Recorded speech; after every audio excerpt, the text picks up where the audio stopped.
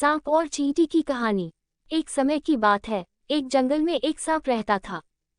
सांप जंगल के छोटे मोटे जानवरों जैसे चूहा, मेढक, छिपकली, गिलहरी, पक्षियों के अंडों को खाकर बहुत बड़ा और मोटा हो गया था। सांप के विशाल आकार के कारण जंगल के बड़े बड़े जानवर भी उसके पास आने से डरते थे।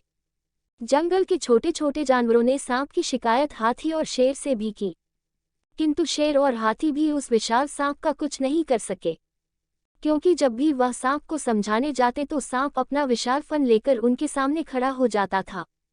सांप कहीं उसे काट ना ले, इसी डर से जंगल का कोई जानवर उसके नजदीक नहीं चाहता था।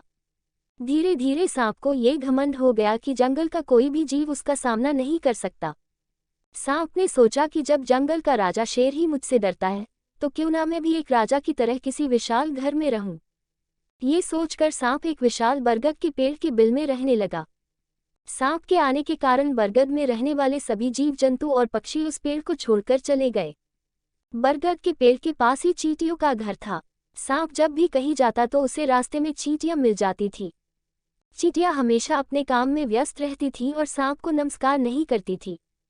चींटियों का ये व्यवहार सांप को पसंद नहीं आया। एक दिन वह चींटियों की रानी से बोला, तुम अपनी सेना को समझा देना कि मैं जब भी यहाँ से गुजरता हूँ तो मुझे सर झुकाकर नमस्कार करे, नहीं तो मैं सभी को मार दूंगा। सांप की बात चींटियों की रानी को बिल्कुल भी पसंद नहीं आई और उसने सांप की बात मानने से इनकार कर दिया। सांप ने गुस्से में आकर अपनी पूंछ से चींटियों के घर पर प्रहार कर दिया, जिससे उनके घर को काफी नुकसान पहुंचा। सांप के इस व्यवहार से सभी चींटियां बहुत अधिक क्रोधित हो गई और उन्होंने एक साथ मिलकर सांप पर हमला कर दिया।